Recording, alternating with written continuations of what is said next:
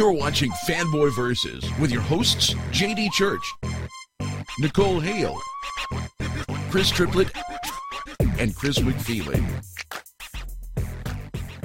And you are watching Fanboy Versus. I am your host, JD, thankfully joined by my full crew. Chris Triplett, Chris McFeely, Nicole Hale. Welcome, gang. Hello. Hello. Did you miss me? I so missed you. I tried to get of tears. Nicole missed you all. I take it that you did not miss me.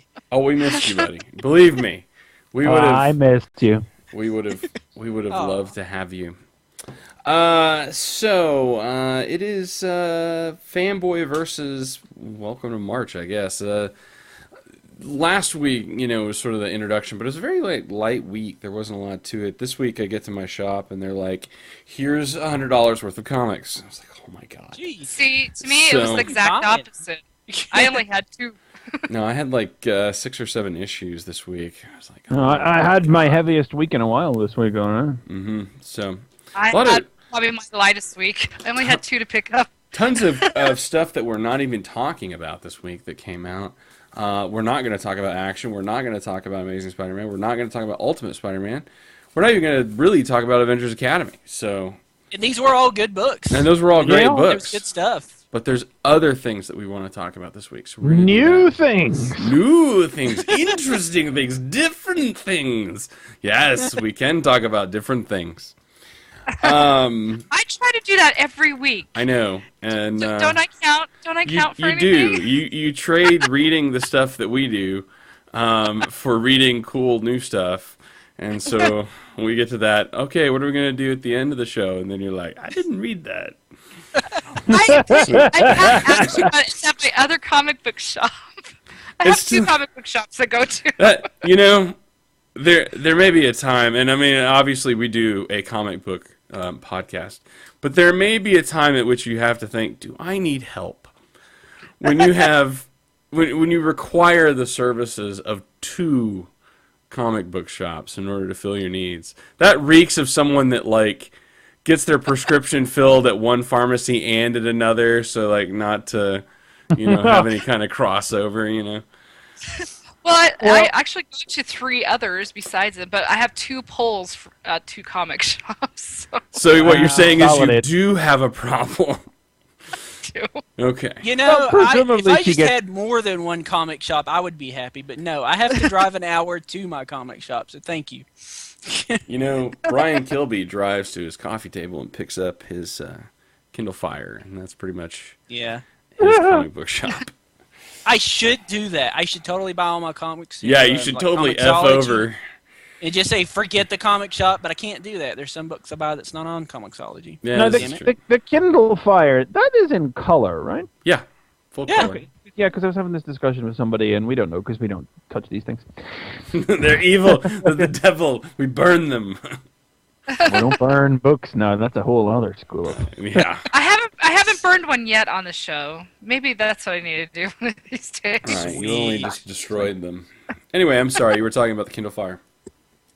Not particularly, just wondering. That was all. That was it? That was the only point. Okay, glad we... Yeah, just wondering if it was in color. Glad I stopped for that. It is in color, and it is also We have heard rumors of a device that is in color. We will discuss it.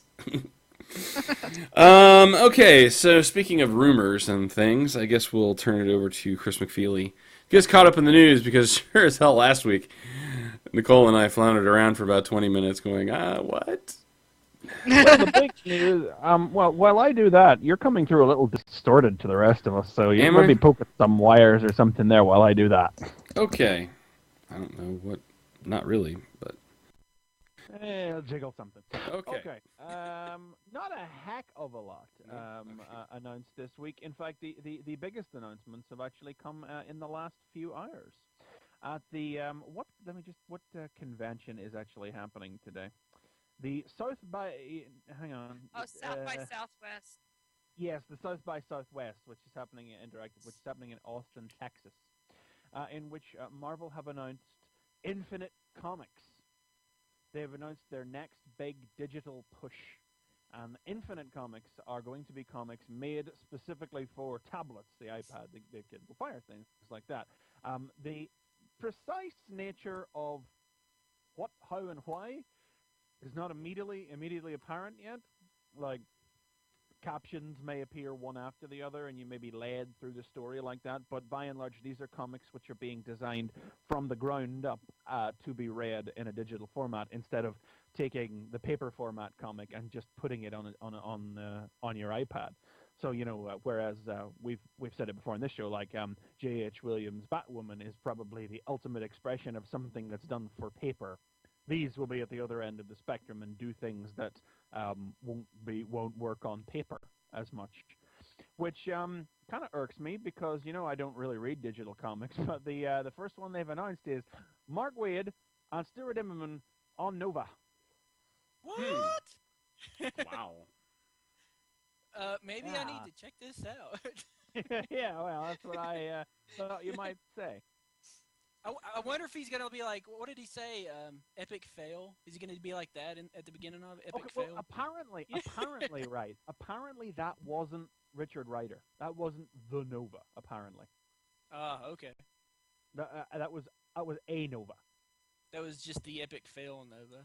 Yeah, well, he was. Yeah, in more ways than one. So that's a little vague, but something that's happening. Infinite Comics, and announced in the same breath is also hang on, what's this other thing they're calling it? The Digital Marvel Re-Evolution, which is a new augmented reality program Marvel are going to be introducing with their comics as well. And apparently, Avengers versus X-Men might be the first one to do that. Which is, well, you guys know what augmented reality is, when you hold your smartphone up to something and it opens up new content. Yeah. 3DS does it as well. Well, apparently you're going to be able to point your smartphone at the covers of comics, simple as that, and you're going to get trailers for the comics and things like that. And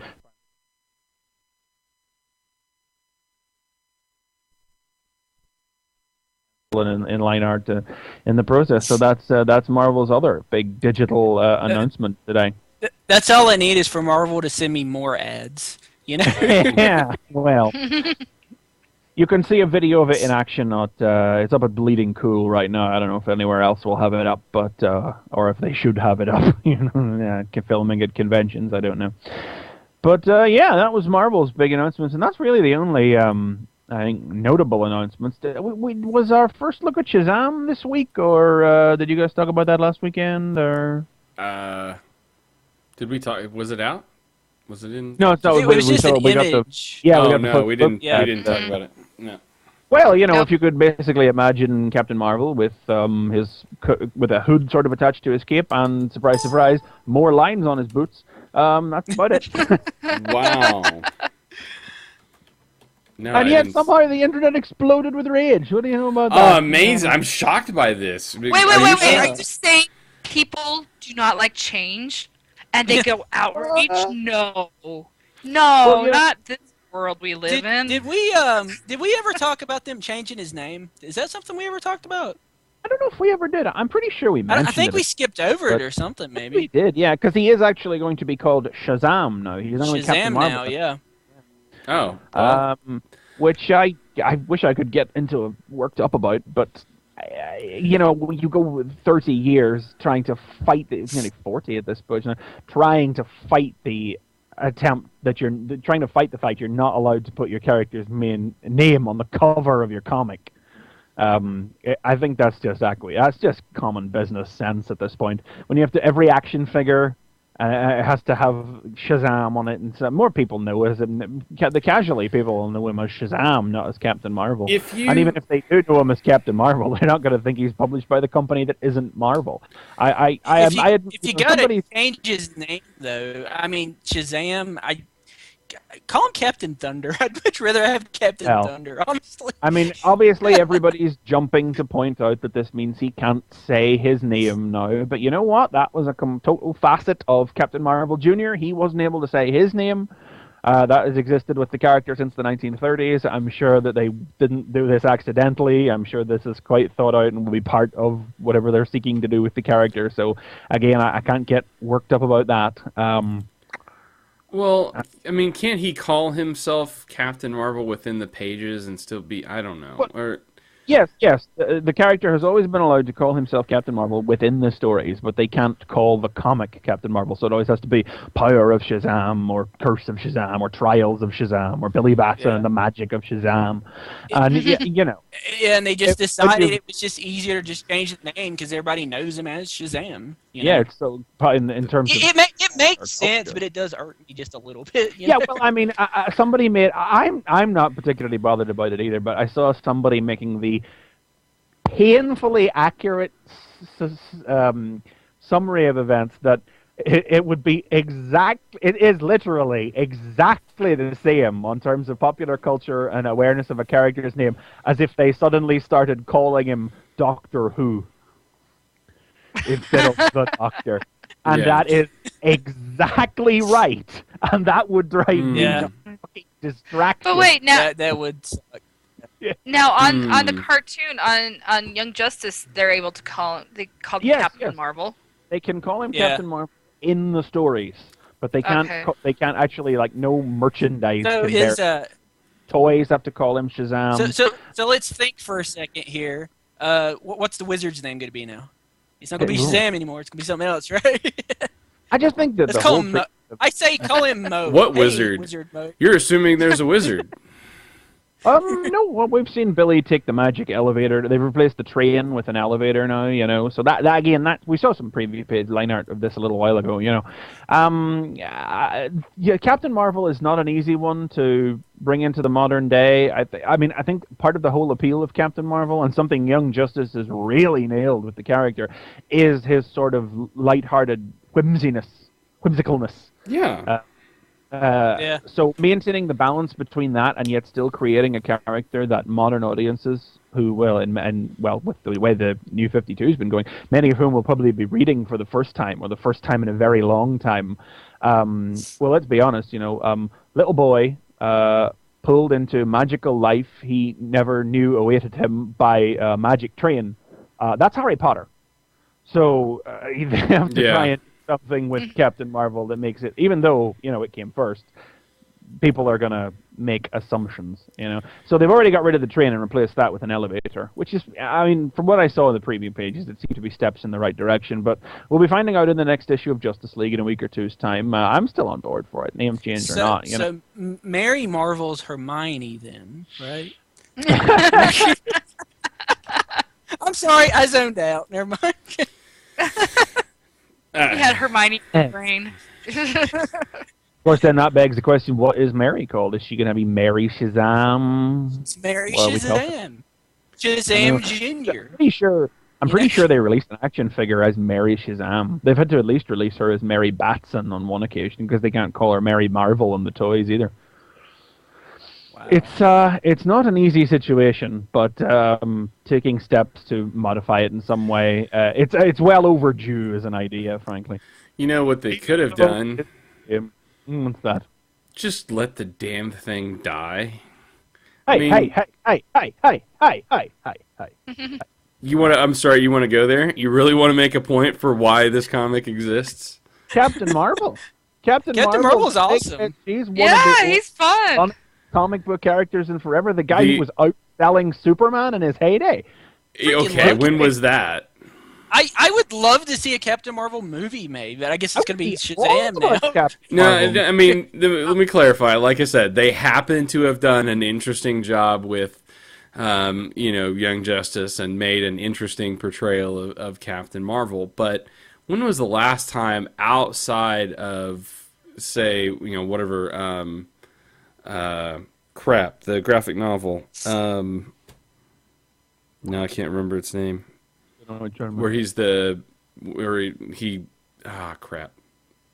So you're saying when was the last comic? When was the last comic where he was like really relevant? Well, Like, really I don't know. important. The Marvel family have been sort of all over the place for the last couple of years. It's like they did this thing where they tried to just revamp the whole Marvel family since Infinite Crisis, literally, actually, now that I think about it. Billy became the new Wizard, and he was called Marvel, and Freddy became the new Captain Marvel, but he was called Shazam. They had a whole 12-issue, year-long Trials of Shazam miniseries about Freddy getting the new powers. That Mary Marvel there was corrupted by Darkseid in Countdown, all putting all the characters in all these different places, and then the Wizard came back in Justice, like 2 issues of Justice Society. The Wizard came back, took their powers, turned Black Adam and Isis to stone, and was like, "I'm off. See you later." And there hasn't been anything done with the Marvel family since. Nice. So they're definitely well overdue for getting their house put in order. Yeah. So I can't really comment on when they were last viable, because I've only really been reading DC properly month to month since Infinite Crisis, and that was the point in time that they got fucked up. So, but that's what I mean. It's like this seems like a character that is going to be to make it interesting to a modern audience. You're going to have to change it so much. I don't think you have to change it that much. You just have to. No. It's not that there has to be that much change. It's that there is a very delicate balance that has to be found. It is going to require a lot of thought and careful manipulation. But it's Jeff Johns, frankly. I think he knows what to do best. And this is a guy who, turned Black Adam into a real power player and one of the best characters in the DC universe during the time he was out there and on top. Yeah. Okay, I'm still not convinced. It's just like... And Captain Marvel was awesome in JSA, now that I think about it. He was great when he was on the team and those stories. I just loved it. I love Captain Marvel. I love all the classic... That's the only classic DC stuff I can actually read. I can't read classic DC stuff. It doesn't do it for me like classic Marvel stuff does. But classic Shazam, yeah, pour it on. They did a Brave and the Bold episode that was basically the power of Shazam, guest starring Batman. It had Dr. Savannah, it had Black Adam, it had the 7 Deadly Evils, it had Billy Batson, it had Mary Marvel, it had everything from the Shazam mythos tipped in there. And then they did an episode later where they put Mr. Mind in. It was like, that's the last bit. I need it. That's great. Thanks. Kingdom Come is what I was trying to think of. Oh, Kingdom Come. Okay, right. Yep. So, I mean, and I guess I come back, we talk about this a lot. It's like, we have characters we love. Personally, I love Ghost Rider. I want Ghost Rider to succeed, but I have to admit that the's really just not an audience. Yeah, I want Ghost Rider to succeed if it's Dan Ketch. Fuck you. Fuck you, Chris Triplett. Okay? Get over your goddamn Dan Ketch, okay? He's gone. Jesus, man. Those books are Let still it fucking awesome. go. I got them off of Comixology. They're still awesome. Just saying. Goddamn, trapped in the fucking 90s with your goddamn Dan Ketch. Well, I don't think that there isn't an audience for Captain Marvel. I just think that their attempts to rework the character in recent years haven't worked out. This is the Wait a minute. Why does your strike rule not apply to this character? Like, you're the man who's the champion of you give a character so many shots and you should figure out that, you're done. Because he hasn't had a load of shots. They did the Shazam series in the 70s. They did Ordway's Power of Shazam post-Crisis Zero reboot in the 90s. And that was the last... No, he just had a series. He just had a series pre-52. They did that series for years and years and years. And then they did the Trials of Shazam to put Freddy in the new role. And it's not like in Marvel where he's going through 8 issues cancelled, 9 issues cancelled, 5 issues cancelled, the way Moon Knight and Ghost Rider and the Punisher have the last 6 years over and over and over again. It's not like they've been bombarding us with attempts to reinventing Captain Marvel. You can't compare the Punisher and Moon Knight. He's better than them. He just. Hey. Well, which one of those characters have Greg Rucka and Brian Bendis writing on them? For God's sake, okay. I worship. Anyway, Moon Knight's ending at issue 12 anyway, even with Bendis writing it. For God's sake, I worship the moon god and I dress like Batman or I shoot people. No, I'm a freaking kid with the power of Shazam. That's awesome. In the story. If that is the centerpiece... I gotta agree with you, Triplet. That is awesome. I thought you meant Ghost Rider was better than Punisher and Moon Knight. Well, that too, but... Well, Ghost Rider is better than Moon Knight, I will say. Dan Ketch... Okay, well, God damn it! Shut up about Dan Ketch. All right, nobody cares about Dan Ketch. Nobody. Other than you. Well, there's no better time anyway in the hearts of the New 52 now to try this and to make it the backup in their best-selling book. I mean, if you're going to get anybody to buy it, then why not give it away with, one of your best-selling books? And then if the response works. is good, you bet your ass they'll probably turn it into a series, and I'll buy it too if Jeff Jones is going to write it. Good luck. Yes. Johns won't write it. He'll do it with the backups, and then if it actually makes, then they'll hand it off to somebody else. But he's not gonna take the time to actually write that. I doubt it. I don't know. Depends how much of an idea he has for it. That's the thing, I mean, it's like with Aquaman. It's really obvious Jeff Jones has some kind of long form idea to explore here.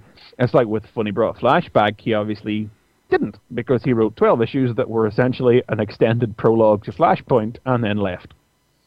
Yeah. Not that they were 12 entertaining issues, mind you, but that's happened with Green Lantern. He had an extended, Anyway, enough of this. Okay, Wait, so JD, JD, Headmaster Don has a question for you. Says, if I like Amalgam's version of Ghost Rider better than any other version, will JD come and find me and kill me? I don't even know what that is, unfortunately. Yes, he will. Probably. We'll go with yes. I don't know. For JD, it's all Alejandra or it's no dice. No, it's not. That's fucking bullshit. I'm just tired of this, Dan Ketch was the best fan club bullshit. He was the best. I didn't even read him, and I know he was the best. I don't know. God, yeah. I mean, that was the perfect story to turn into a movie. Forget this other crap. It don't work. I mean, well, okay. Can attest. Okay, let me put it this way.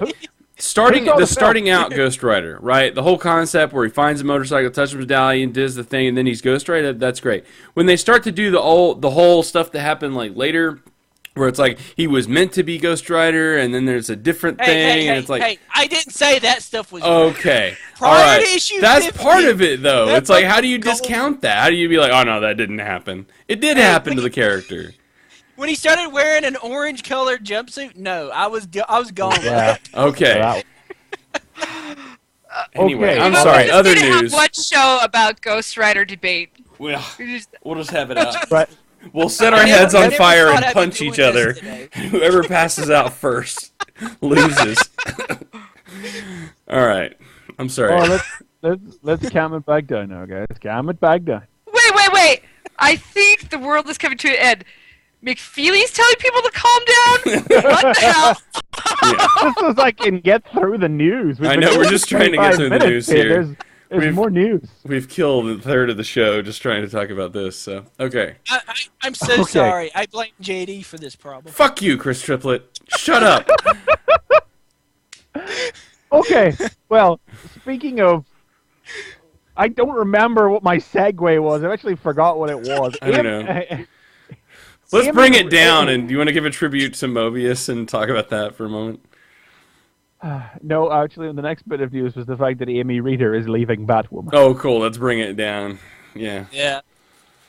Yes, she's done issue 6, and 7 will be out this month, and I believe that she is still doing issue 8, but Trevor McCarthy will be replacing her for 9 through 11 until Williams comes on then for the following arc again after that. Boy, they yanked her so fucking fast. Oh my god. Well, she says here via Facebook, it's definitely regrettable. Some real creative differences were going on to the point that it became untenable. We keep hearing about these creative differences that are bothering various DC books. But, well, maybe that's because they didn't put any thought into how the artist and writer would gel, and they just went through their index card file and pulled names out and threw them together. No, she's always been planned though. She did part of the number 0 issue for Batwoman over a year ago now. She was always planned. So it's weird that it's happened at this stage. Yeah. But I don't know. I mean, I don't remember. We talked about Batwoman 6. She didn't wow me anyway. I really liked the civilian scenes, but she just there were bits where she looked like a sort of photocopy of J.H. Williams' style, and she just wasn't pulling it off, But I saw some of McCarthy's work where he'd done some similar crazy page layouts, and it looked, it looked more like someone else's style, but something that would flow well off of Williams's, whereas Reader, I like what she was doing, but she did look like she was just copying Williams. Well, and how much of that is, and then you come to that question, it's like, how much of that is Williams as a writer and artist? I mean, look, it's the same problem that that what Static Shock ended up having, it seemed like, where... They said the writer was basically sending in his scripts, and then the editor and the artist were rewriting them. Yeah, so, a similar issue in the other direction. When your writer is your artist, I guess it's going to be hard to replace somebody and then not have the writer just telling them exactly what to do. You're right. Maybe that's what it is, maybe not. Well, don't care to speculate. We don't know. We'll never know. I mean, they're never going to talk about that. So, well, we'll end the news then with some sad news, which was the news this week, just yesterday, that Jean Giraud, enormously influential French artist, better known to other people, to America, me here in the UK, everywhere else, as Moebius. He died yesterday after a battle with a long illness. He was 73. Better known in France than in America, but very well known, I think, for his collaboration with Stan Lee on the Silver Surfer Parable, which was published in '88. He was a prolific. I'm just reading this off of Comic Book Resources. Prolific storyboard artist and concept designer, worked on such science fiction films as Alien, Tron, and The Abyss, and just a man who not just a loss to like the medium of comics, but a loss to the art world. A man with legitimately amazing artistic talent who is deservedly influential and legendary, and who will be missed. I think we can safely say. Yeah, I mean it's one of those deals where it's like, even if you haven't seen his work directly, you're familiar with it, from the films and stuff. And just digging through, he did some Marvel posters, I think, back in the 80s, I guess. And I don't know, it's like, I had not really seen this Thing poster that he had done, but, I mean, looking at, if you know the one I'm talking about, I'm assuming, Chris, doesn't ring a bell immediately, I'm not sure. Oh, wow. Well, I'll try to... maybe I do, hang on, let me see if I just pull it up myself. But it's just like looking at it, you can just see, like, I don't know, the thought, the detail, that went into his work. I mean, like, just looking at that almost makes me weep. I don't know why, but it's just like, there's just a great deal of thought you can see that goes into his work. So, like I said, I mean, I can't say I knew him directly, but now that was brought to the forefront, obviously I'm very familiar with his work, especially from film and things. So, wow, what a loss. And you could just see, in particular, the effect that he has had on, modern creators, because as soon as that news broke, my Twitter just exploded. Oh, yeah. And even has been, today, there's still comments and things that come across. So, so that's been a huge loss. But at least he's not suffering anymore. That's true. So. That's very true. There is that. So, awesome. Well, there's a down note for you. If you don't know, if you haven't looked, I highly suggest you go through and look through the work. It's amazing stuff. And like I said, if you haven't seen it directly, it's a shame that there's basically nothing in print to get, like it was comics work. I remember that Fantastic Four issue years ago, but I never read it. I mean, I kind of regret that. I wish I'd read that or picked it up. But I think it was a little bit before I got in the comics, because I was like early 90s. And that was like, what, 88? 88, yeah. It's funny, because I always remember that cover. It's actually, it's really weird, but he's been although I have never really read much of anything he ever did, he's still been one of the comic artists that I would have been able to know by name pretty much for as long as I've ever really been reading American comics. God, I never even really thought about this. I'm just thinking about it now. Because I always remember that the first comic shop that I used to frequent had a set of, I think it was just 2 issues long, if I remember right, of Silver Surfer Parable. And I remember the cover of it was Galactus's giant head looking down on the Surfer. And they had, they just had a set of that. I don't remember if it was in a box or on the shelf or on the wall or wherever it was, but I was Stan Lee and Moebius. And the unusualness of the name alone just sort of caught my attention. And Yeah, Jesus, yeah. He's always, yeah, wow. I guess he's one of the earliest names I was ever able to really recognize off of, well, shit, geez, yeah, fuck. I'm kind of freaking myself out over here. Yeah, there you Wow. go. Yep, Wow. there's significance there, so, yeah. So, there you go. There you go. One real quick thing I'll mention is that we're getting the new DC logos on Oh, yeah, that's this on week. DC issues now. Yep. so Yeah. That's lovely. They couldn't just it's let gonna it take be me a there, while to though. get used to it. Had to put these chintzy banners across the top. Oh yeah, the We Can Be Heroes thing. Yeah. Not that I'm disputing the cause or anything, but it's like not the best way to introduce your logo. Yeah, you'd think Yeah. they'd want to do that separate, but maybe they don't. Maybe they did want to do that together. So I don't know. Anyway. I tried It's gonna showing somebody that doesn't read comics one of these covers with the logo on it, and they didn't get it. I had to tell them it was a DC Comics because Yeah. they didn't get it. They just looked at it and they didn't know what I was talking about. You know? DC logo in the wild. Not Yeah. a good thing. We will see this redone, I'm sure, within the Beta next 2 testing. years. 2 years, that'll be gone. All right, so let's get into it because we've blown a third of the show. Yeah, let's just bust on this. news and Chris Triplett being a dick. Sorry, God.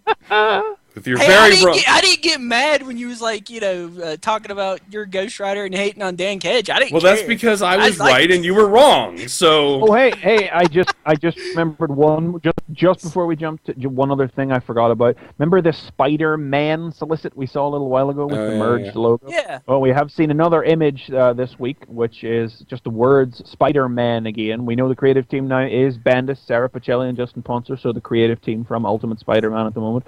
Advertised for June 2012. We know that it is going, whatever it is, it's going to begin, or maybe entirely self-contained within, I don't know, Spider-Man #1. Mini, one-shot, ongoing, but the cover shows two silhouettes. Oh wow. I am still not buying into the idea that it is a crossover between the dimensions. I hope that it's Ultimate Spider-Man 2099. That's what I'm hoping for. Oh my God, I'm so happy if that happens. oh man, 3 ethnicities in one comic and 2 guys. God. There you go.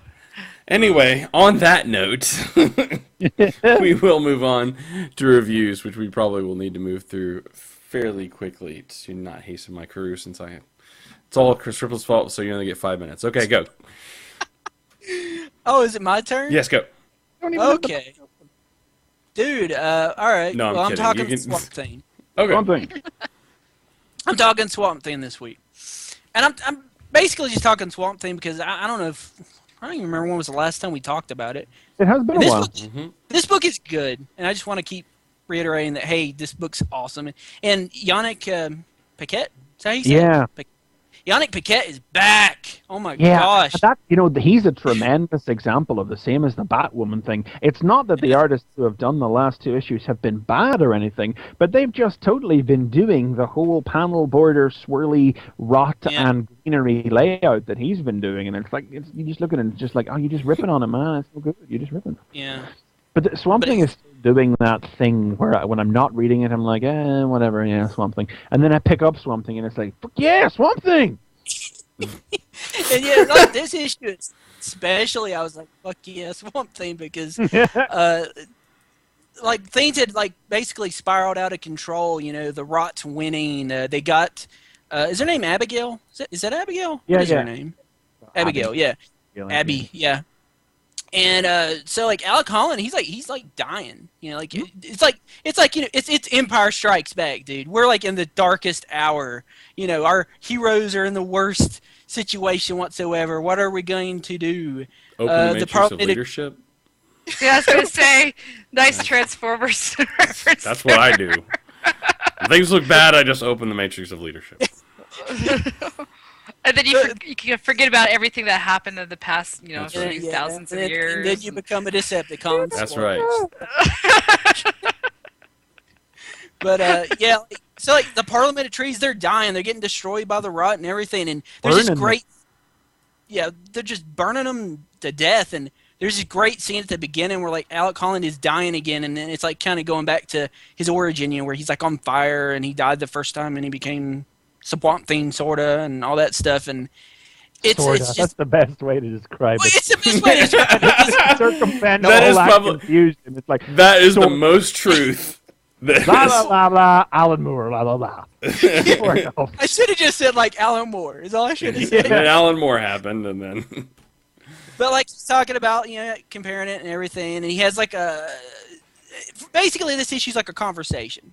He has a conversation with the Parliament of Trees about how the missing element is that you needed your guy, like your person. You guys have become just as bad as the Rot and the Red, and the Red's mentioned in it, which Animal Man, right? Yeah. Which I'm reading this and I'm thinking, okay, after this issue, when are they doing the crossover with Animal Man? Because I'm like totally thinking crossover is coming when I'm reading this issue, because just those references that they're making to the Red in it. You get the feeling like once both comics defeat the threat of maybe the crossover will be so both forces can team up to defeat the Red, or maybe it'll be like after the Rot's defeated, it'll be Red versus Green. Yeah, I mean, I'm thinking something's coming up with it. Just sort of like Spy versus Spy, but with more horrific imagery. I would probably read that. I mean, I've not read Animal Man, but I assume it's just as grotesque as this book, so they would. Oh, do well it's graphic. This is one that I've. It's pretty graphic. So. But it's basically he's having the conversation, and what's really twisted is that the Parliament of Trees are keeping him alive. He doesn't die, and he thinks it's so that he can become Swamp Thing. They're like, nah, we're too weak to do that. We're just keeping you alive so you can see everything die. We're just being dicks. Awesome. Giant dicks, because they're in like a grove in South America, and the Rot's agents down there have literally just set about them with flamethrowers. They are just trees; they are immobile trees, so they've been set about with flamethrowers and are burning to death. And then more of the Rot's agents have just attacked Alec with chainsaws and stabby things and spades, and he's dying. So He's dying, yeah. The Parliament. So where is this located at now? Well, The it's swamp located in the green. This issue of Swamp Thing. Okay. The green. The Parliament reach out through the green, and they surround Alec with a giant, just a wall of vegetation. It looks like a big lattice. Kind of like a pod or something. Yeah. Or something. So yeah. and then his mind is then pulled into the green to die along with them, because it's like, well, should have listened to us, should have let us turn you into Swamp Thing. Now we're going to let you die with us. Thanks, guys. We told you should have done it. Yeah. Now you're going to see how everything's going to turn bad. And while he's doing this, like, Abigail's like, she got captured by the Rot, and she's in this cocoon, and like they're talking like she's going to emerge as this monstrous thing. I'm like thinking like the alien from like the Species movies or something. Whenever I see the pages, I don't know. I hear that and I go Kerrigan from StarCraft. That's that'd be awesome. But basically, what happens is after the conversation, Alec decides, okay, I'm going to do it. Just do it. Just to change me. Turn me into Swamp Thing. But they can't do it. They're too weak to change him. All they can do is keep him alive. But Alec has the the biorestorative formula with him. And he tells really hasn't been mentioned since like issue 2, but it's there. Yeah. And he's got it with him, and he tells them to use it. And now everything's changed, and they're like, well, this might work. We can use that, and we can change you. But when we change you, you're on your own. We can't help you anymore. And they're like, we are dying. Because we are dying, yeah. And he says like, and when this happens, there's no coming back. You can never be human again. And he's like, just do it, And he says, okay, maybe we misjudged you. The Parliament of Trees is thinking, okay, maybe you are our hero. And he's like, no, you didn't. I'm not doing this for you. I'm doing it for her. He's gonna become something. Love is all you need. And then there's a giant panel of a severed baby head on top of a spinal column with little ratty bird wings. And oh my God, it's hideous. That does sound like Animal Man. Yeah. There's some nasty shit. And there's a horse there, and it's been growing out of its back. This is Yannick Paquette. The imagery is not as like warped. Well, no, the artistic style is not as warped and It doesn't look the way it does in Animal Man, but the imagery is still as grotesque. You know, very severed baby yeah. head on a spine with little bird wings floating out the back of it, growing out the back of a horse corpse is still as nasty, regardless of how you draw it.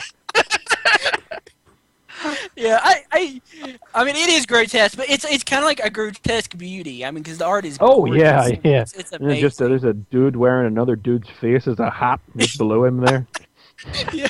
Oh my gosh, I've got to pick this up. Swamp Thing That's is, what makes it's you great. want to pick it up. Wow. But like as he's becoming Swamp Thing, Abigail's emerging from the cocoon and she's turned into something, and you just kind of like get a glimpse of her hand. And you got this great scene where he's being taken over by the Green and transformed, and you got this just this fuck yeah scene at the end where like he's Swamp Thing and he extends his hand and like the thorns go through the heads of all the guys as they're running away from him. It's so awesome. It's like, okay, I'm Swamp Thing, time to go kick some ass. Is basically what it is. Also, we don't see Swamp Thing properly in this. No, we don't the actually transformation. see it. The transformation is really fucking horrifying as well. It's like they break the canister, so all this plant life starts blooming around him, and it just invades his body. But like it goes up under his fingernails and in his ears and around his heart and shit. It's nasty. Does he have pretty little flowers on him, Dale, too? No, it's all horrible. Yeah. The most we see is I love that Thing stuff at the end, though. Well, I was thinking if he actually had flowers on him, that'd give a new meaning to pushing up daisies. Swamp Thing has had flowers on him before, but he's not going to have flowers on him in this particular situation. Nah. But I just love that he like grows branches out of the back of his back, and they like grow leaves, and they're basically wings. They're like swamp wings, and he flies off to go fight the rock. Cool. It was great. They're not being subtle with the whole savior metaphor. No, they're not. God. This is a good book. Buy this book, please. I would like to see it continue. Also, Scott Snyder's doing it, JD, and you love that Batman. Oh, yeah, I know. I've thought about it. Like, I've been at my shop, and I see the row of, like, Animal Man, and I see the row of Swamp Thing, and I'm like, no, I can't do it. I got too many Anybody books, who's been having an issue with the book over the fact that Swamp Thing hasn't been in it for 6 issues, that matter is settled now. Yeah, you're done. You can. Yeah. I guess you can buy it now. Yeah, but that wasn't. It's just off or something. I just have so many things. This is the issue.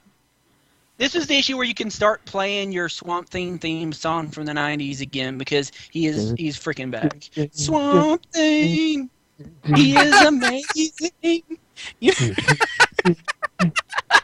What the fuck was that? You don't remember the cartoon? This is the theme tune from the Swamp Thing cartoon. It was Wild Thing, but it was Swamp Thing. It was amazing. Dun, dun, bum, bum, bum. He fought everything. I think up to this point, I was not aware that existed, and I felt like I was living a complete and full life, and now I feel a little less so because I know that it's okay if you take a moment to go to YouTube and just watch the intro to the Swamp Thing cartoon. I'll be okay if you want.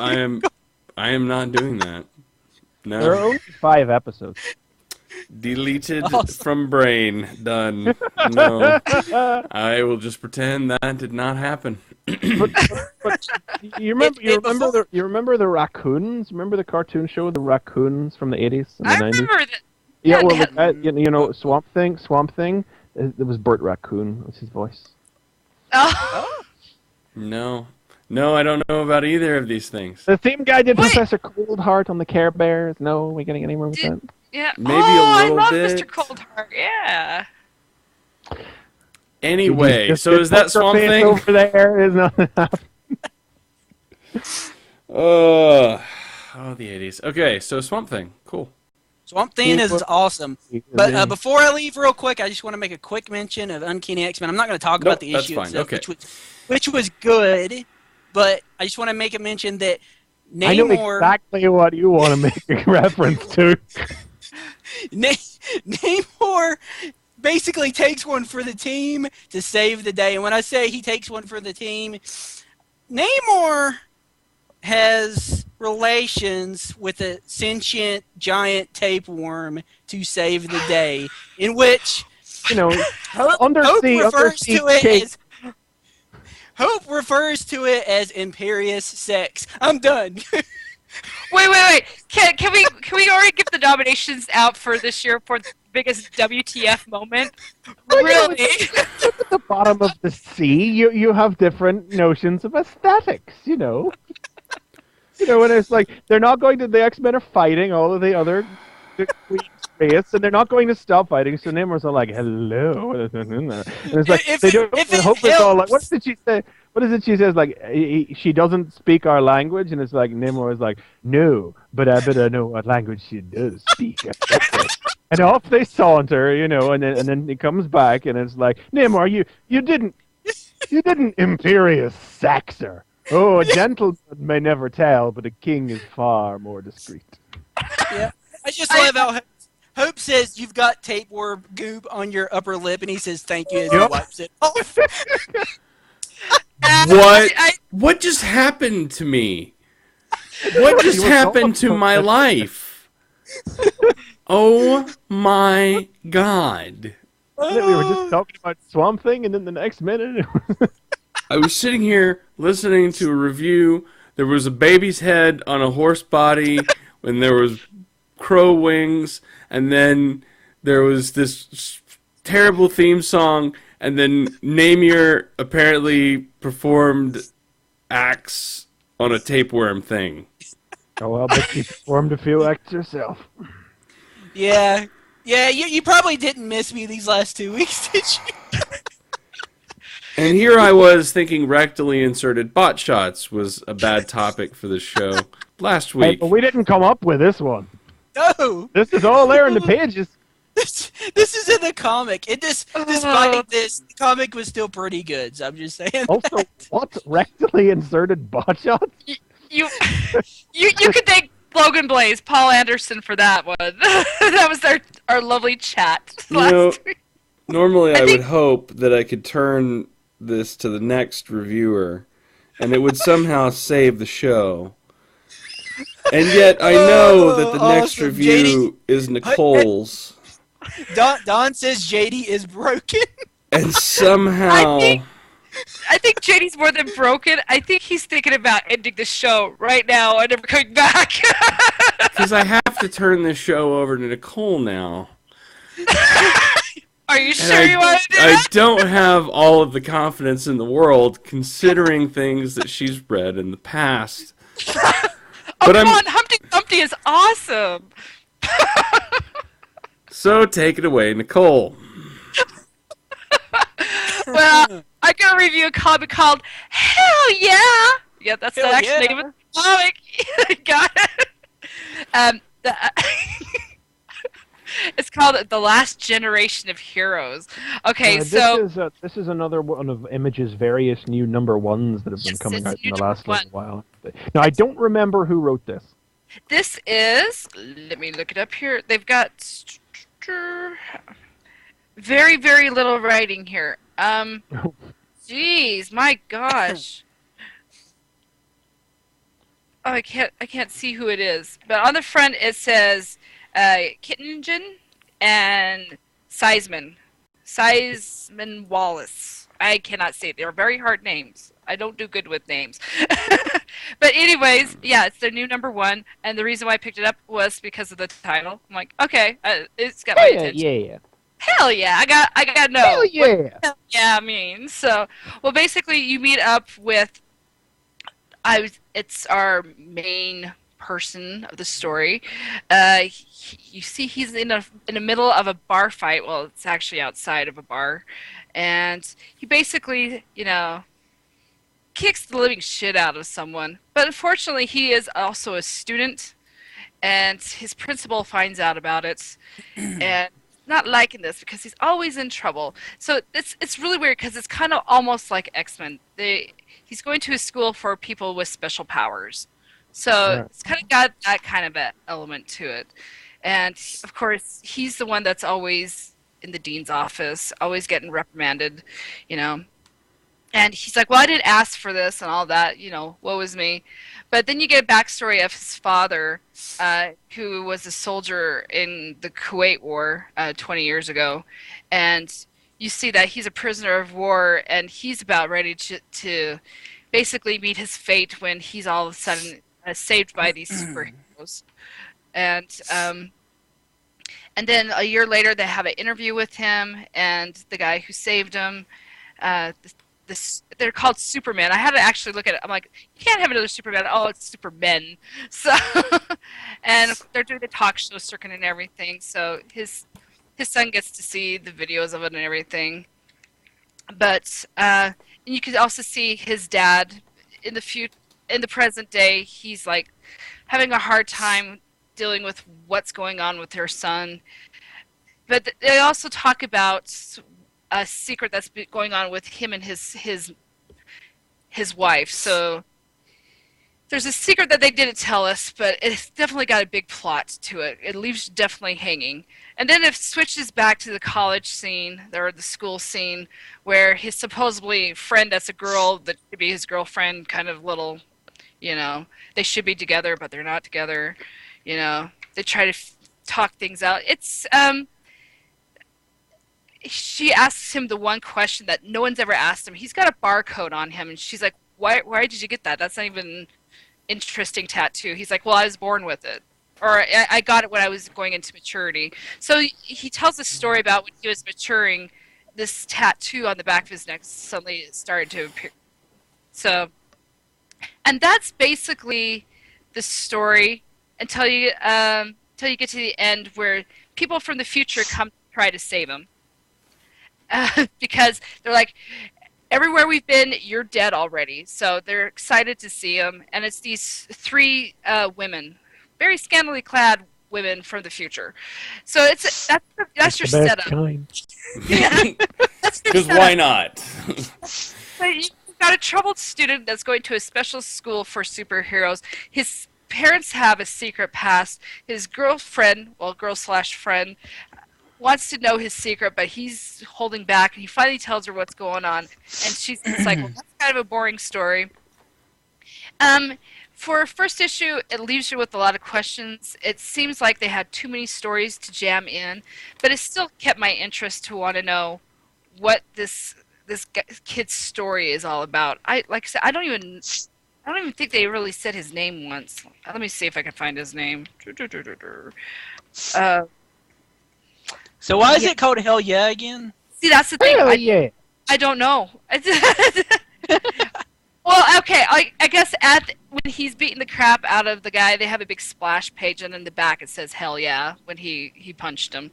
So maybe that's going to be a superhero name, but like I said, it's ass, but hell yeah. Yeah, exactly. A slightly more polite version of kick ass. Yeah, at least, like I said, it leaves me with a lot of questions, and it seems really jam-packed. There's not really a really stable flow to it, but it's enough to keep my interest to want to know, to pick up the next issue to see what the hell's going on.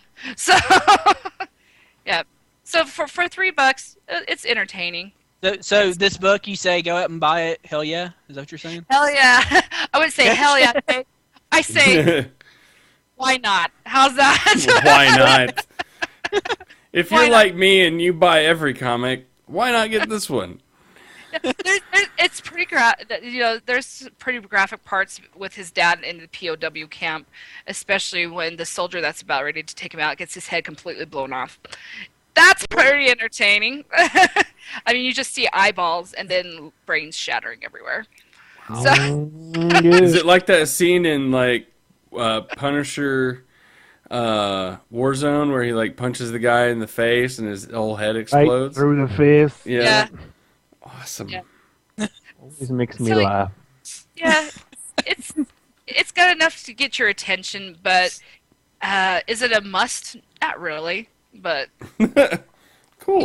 It's something to read. All right. That's a shining. So it's a heck yeah. It's not a hell yeah. It's a heck yeah. It's a yeah. It's a hell why not? It's a well why not? Nice. It's not. It doesn't upset me enough to rip it up. That's a good thing. Yeah. Yes. You know, like I said, we can't always review just awesome stuff all the time. I know, it's there's got to be mediocre stuff in there somewhere. I am interested to see what his story is in the next issue. So. Well, Image is definitely putting out a lot of new number ones and new series and things that it's worth keeping your eye on the company. You know, we'll talk about another one later on in the show.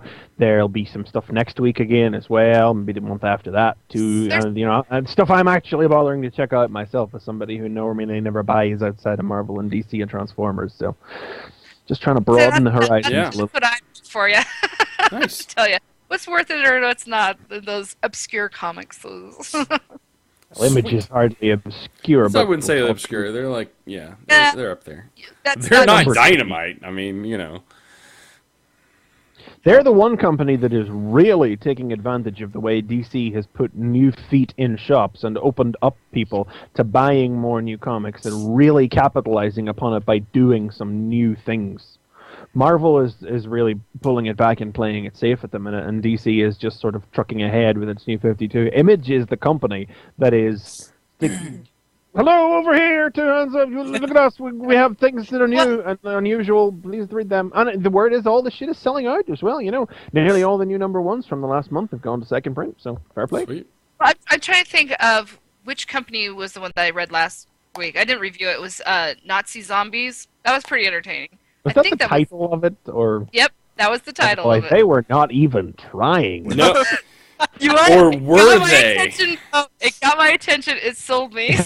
I mean, the title of it might just as well have been, we know what the internet likes. We read the internet, and this is the title. Obvious nerd cliche, issue number 1. Sucker me, yeah.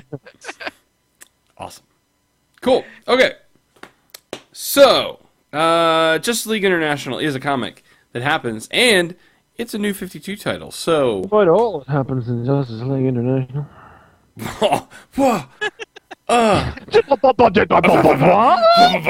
Unorthodox. So I'm going to be talking about it because I haven't talked about it in a little while, and I of course love Booster. And this issue convince me to keep that book, JD. That's your job. That's okay. I'm going to run with that then. So it's doing a good job on its own. So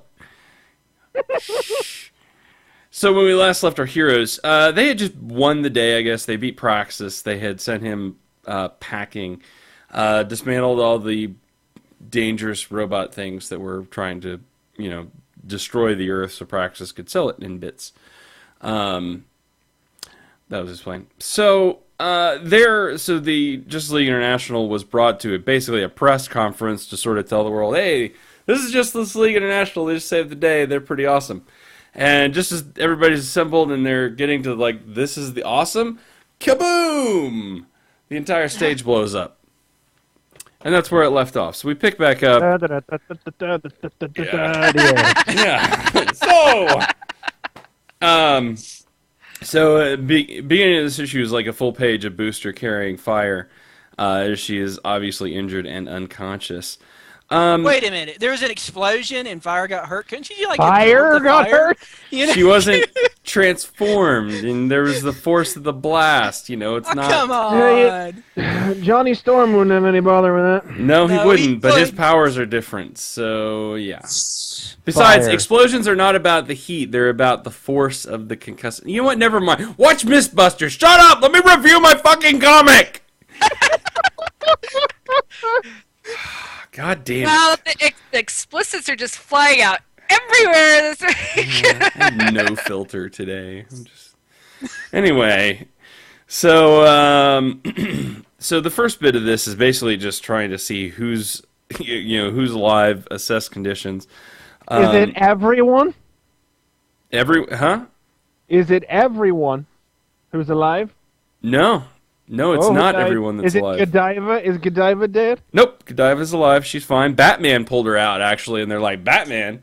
what are you doing here? And he was like, I was building across the way, just make sure everything was I cool. was in the comic in the 80s. I figured I'd better check in. Right, I was, thought I'd hang out, So B's unconscious. Godiva's not great, but she's okay. They pull Mira out, which they think she has a spinal injury. We get introduced to a new villain for this, which is Lightweaver. Through the course of the last story arc, of course, at the beginning, the Hall of Justice was destroyed. And there was a couple of guys that Batman and Booster arrested that Batman had tied to the explosion. And it seemed to be that was going to be it. It was like over and done. But it turns out, no, that it was this Lightweaver character who can make light constructs. Sort of think he might run into, Whoa, some of the lanterns or something. Sorry. So I've earned all of this, by the way, throughout the course of this particular episode. So the reason this isn't Dr. Light is... I don't know. Okay, you tell me. it. I don't know.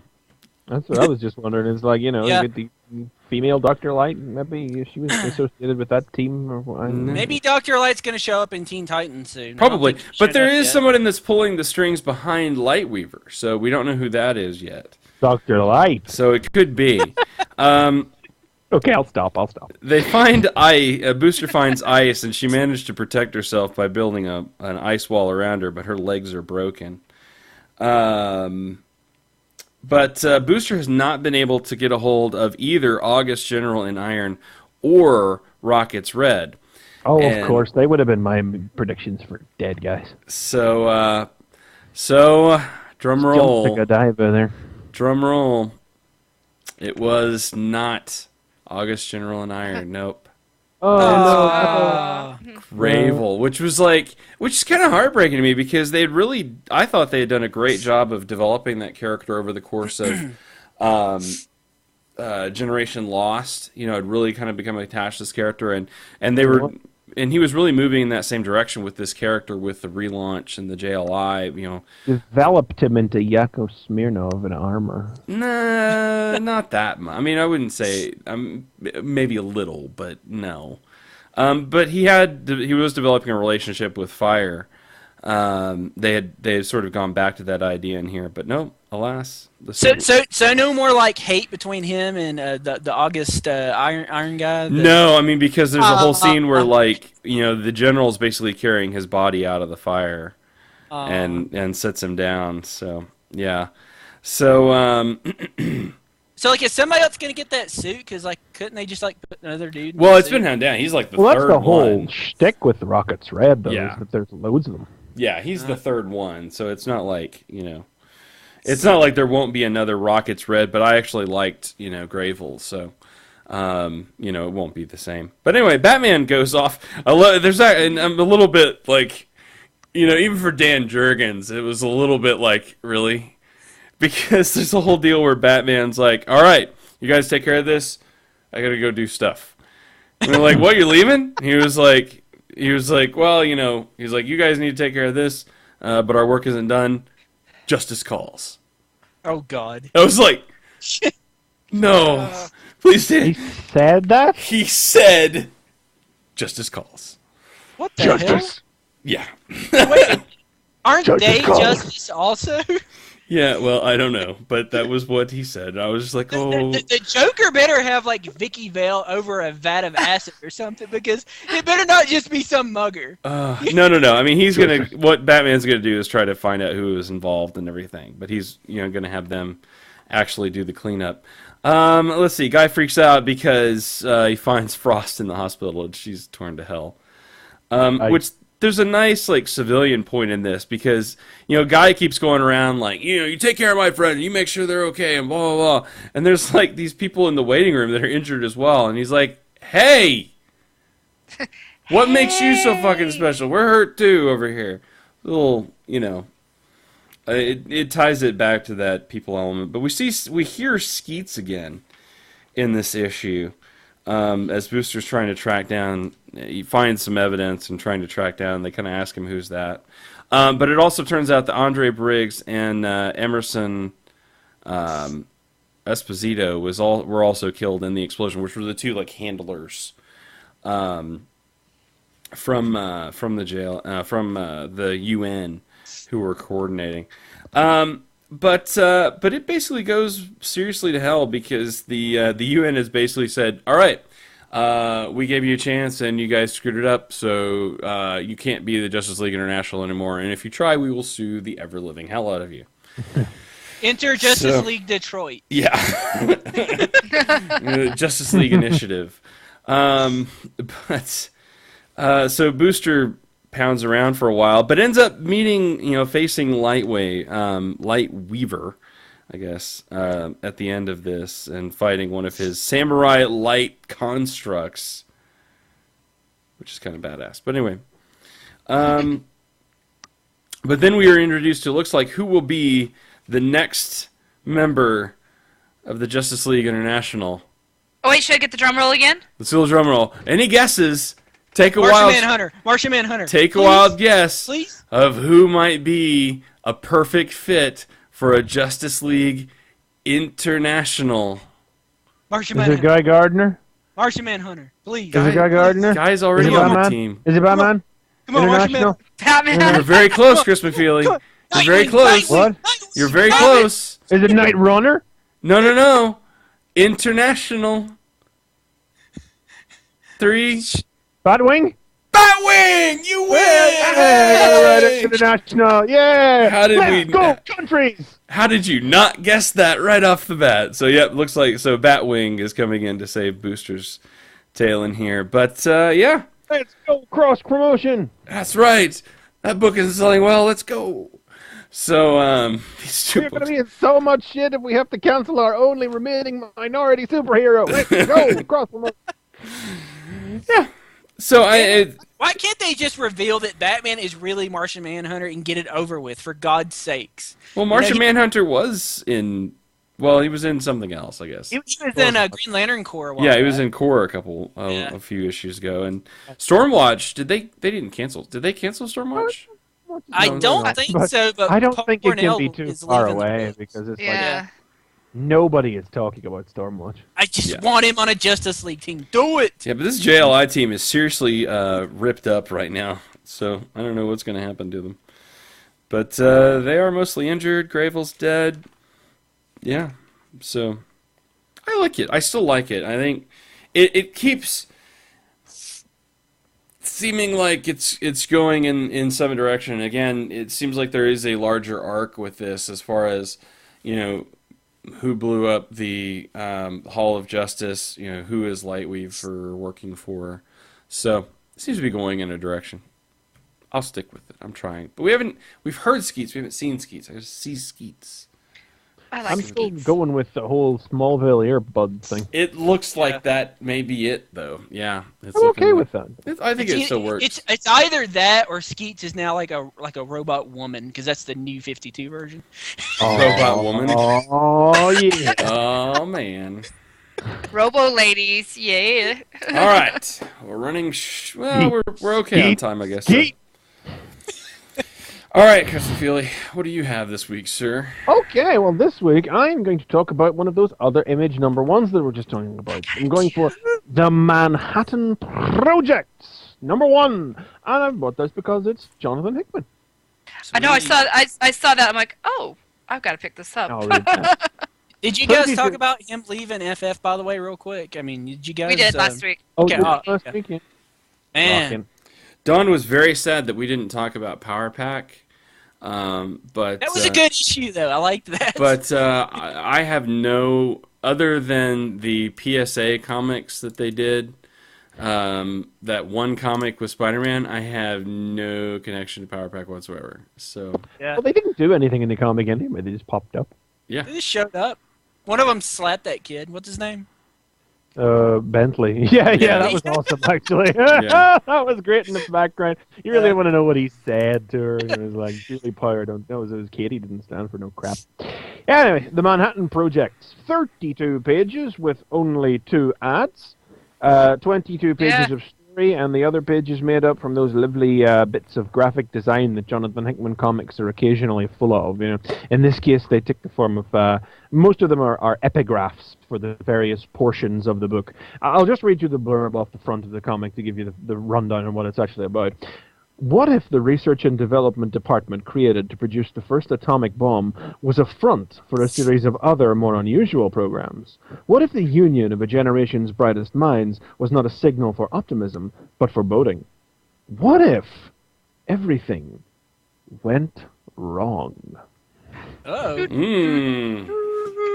So, definitely you're going to see the echoes of S.H.I.E.L.D. in this, Hickman S.H.I.E.L.D. For Marvel, because it is full of the various high-concept ideas that is populated with, where one-sentence ideas that we'll probably never see more of. Like, the Colossus of Rhodes is a giant mech driven by Archimedes. That sort of stuff like we saw in S.H.I.E.L.D. Sentences like that.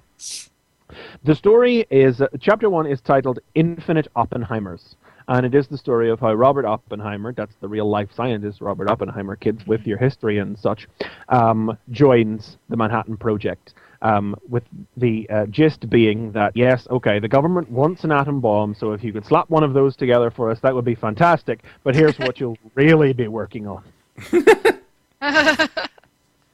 So and interspersed with his first, I'll walk you through it. He's brought down to the lower levels of the Manhattan Project facility and walked through some of the various experiments that they have going on by the most beautifully, fantastically stereotypical warmonger general. This is real Jack D. Ripper stuff, this guy. This is real Dr. He's got a grenade fastened to his lapel. That is the kind of thing we're talking about. Every inch of the walls of his office are decorated with flamethrowers and acetylene tanks and freestanding machine guns, and he has a grenade and a gun strapped to him. So many pouches you'd think Rob Liefeld designed him. His desk lamp is a missile casing. Well, you never did say who was doing the art, did you? Is it Rob Liefeld? I did not. Yes, the art in this is Nick Pitara, who I'm not particularly familiar with, but who I know specifically from his former collaboration with Hickman on that Colossus of Rhodes story. So it's a kind of wobbly, sort of unreal look to it. It's somewhere between full-blown cartoons and the real world. This real scratchy, textured look to it, and Oppenheimer, just this pristine image of order and scrawniness in the heart of all of this insanity that's happening around him. A lot of like little shaky lines here and there. Yeah, just very wobbly, like Dr. Katz. Yeah, that's there you right. go. Yeah. Oh, yeah, now we know what that is. I've never watched an episode, and yet I can still make that frame of reference. Anyway, so the general walks him through, what is it, guys in massive rad suits with the plow. Dr. Seaborg and Dr. McMillan are currently mining something called pan-dimensional space for the fringe materials we need to build our impossible machines of expansion. We use divergence engines to recover mythological artifacts from discarded space, imaginary weapons made real through science. Nice. That's the sort of thing. Look at here, we joined 150,000 mainframes together with hopes of mimicking the human mind. And Oppenheimer, they're walking over a glass floor where all of these massive reel-to-reel computers have been linked up beneath, and Oppenheimer just looks down and goes, artificial intelligence? Offensive. He is this really, he's eerily calm in the face of all of this. They're walking past, he looks in a window with hazard markings on it, there's Albert Einstein locked up in a cell regarding a monolith. I know, I love that whole Albert Einstein thing. I'm like, oh my gosh. Excuse me, there's a man locked in this room. Yes, there most certainly is, but for a very good reason. He only gets out when I'm damn good and ready. And then, it's just like the little smile that they show Einstein with his mustache. Einstein's got something brewing in there. Yeah. Then an alarm sounds, and they are attacked by the Japanese.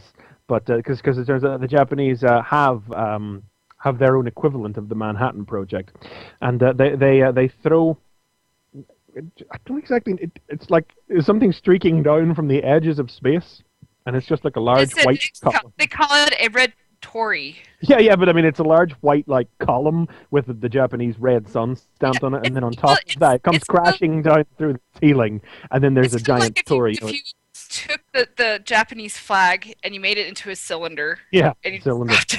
Yeah. It's got a Tory, a Japanese gate on top of it. He's just running down. I love that this one. Ever since the success of Pearl Harbor, the Emperor and his warlords have gotten extremely aggressive. We're even having to check every ream of paper that's delivered to critical government offices after last month's sentient origami incident. Wow. Yeah, I saw the bodies. Paper cuts ain't no for a man to meet his maker.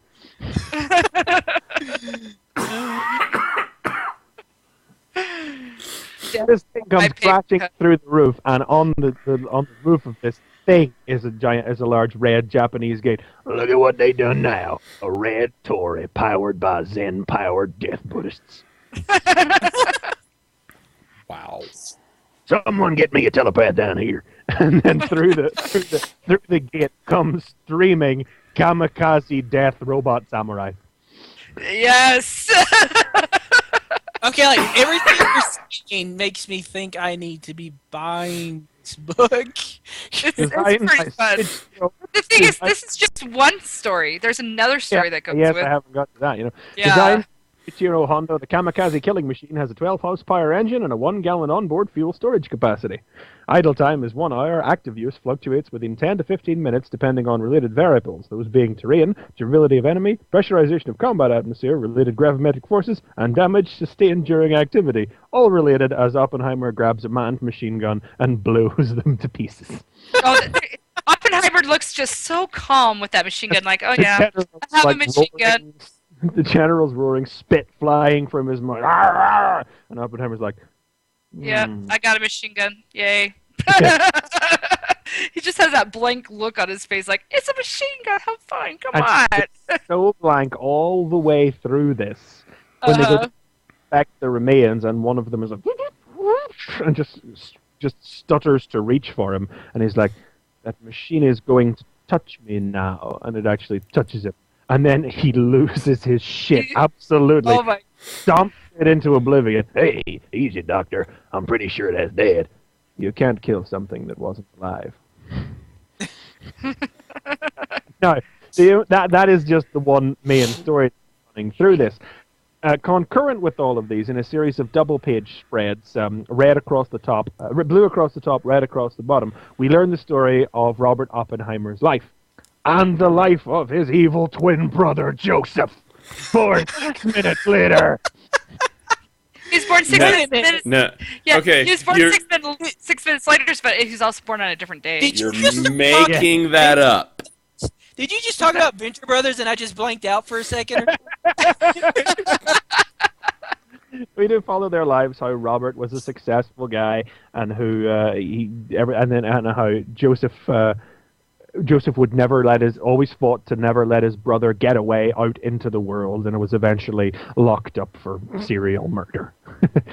And it gets towards the end, and you've heard all this, and you think you know what the twist's gonna be. Yeah. But it's not! And I'm not going to tell you what it is. It's good! It's good. Too good for me to blow here. It's really good. Yeah, definitely. If you enjoy Hickman's work, go out and get it. But the twist is bluntly not what you think it is. It's even more insane than that. The thing is, like you were telling about the story, of Oppenheimer in the basement. I personally like their personal story better in this. Yeah, I know, but I don't want to give too much of that away. I know, because there's so much going on with the twins' personal stories. It's just like. For all of the complete, and that's the very important thing to point out, is that for as much of the wandering through the basement is just the insane Warren Ellisy almost Warren Ellisy,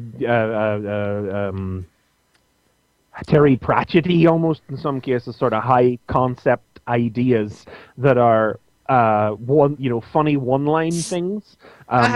a very, very human story being told about the lives of the two Oppenheimer brothers in a much smaller space, running right the way through, which is obviously going to prove to be the central hook of the entire thing and what it has led to Oppenheimer. There's a lot of concepts of dualities and halves of wholes and singularities and the fracturing thereof. There is a lot of good stuff. And it's a good solid read as well, 32 pages with no ads and these little text epigraphs as well. Clavis Aurea apparently wrote a book about all this after the fact, so quotes from his book. He was a scientist apparently who worked on the Manhattan Project, so quotes are used to break the comic up into 2 or 3 chapters. You know, on my first day, I was given a government-issued disaster packet. It included a solar-powered radio beacon, antibiotics, a cyanide capsule, an eternal flame, a collapsible knife, an infinity pen, and a journal. An infinity pen. Yeah. Is it a pen that can, like, kill all the Marvel superheroes or something? Is that what it is? It's mentioned in one sentence and never comes up again. I would assume it is a pen that never runs out of ink, but... Probably. You never know. That is the velocity with which new ideas are flung at you in the Manhattan Projects. Absolutely well worth checking out. Very crazy, more than likely to elicit a couple of laughs out of you, so with a very human story at the heart of it that forms a twist at the end that is guaranteed to make you want to keep reading more. Is this a mini, or is this gonna be like a monthly series, or what is it? No, really. It's been promoted as an ongoing. Operating under the assumption that, like Shield and like Secret Warriors, Hickman probably has like a finite length in mind for it, but we just don't know what it is right now. So it's not. No, it's good. I'm gonna put this on my pull list. It sounds really cool. I'd like to read it. Yeah, I might have to pick it up. I don't need another book, but I would like to read it. Did you have the problem with the ink coming off your hands though? That is, it's funny you should mention that. I'm looking at the back of the comic right now, and I'm just seeing a smudge from where I was holding it. Yeah. So then weird. I need to get it on Comixology, is what you're saying. Well, I actually don't know if it's on Comixology. No, it is actually. Have they put that up now? Because I saw it yesterday, and I thought, what is that? Because I had no idea what it was. And I saw Hickman's name on it, and I thought, what is this? I'm sure McFeely's going to tell me on the podcast this Sunday. See, that's why I picked it up, because I was just walking through my comic book shop. I'm like, oh, that's a new one from Hickman. I'm like, I'll have to check this out. All right, well, if it's on Comixology, then definitely I can get it. Get away at it. Hickman has another new one coming from Image next month as well, actually. And I don't even know, I can't even remember what it's about, but it's called Secret. It's another new #1 next month, so there's one for you all to remember about. Maybe we can all talk about that next month. Cool. Secret. Awesome. But in the meantime, fill your time with Manhattan Projects. Speaking of Secret, let's talk about Defenders. Not the Secret Defenders. The Defenders. Yeah. So, I think Dan Ketch Ghost Rider was a secret defender.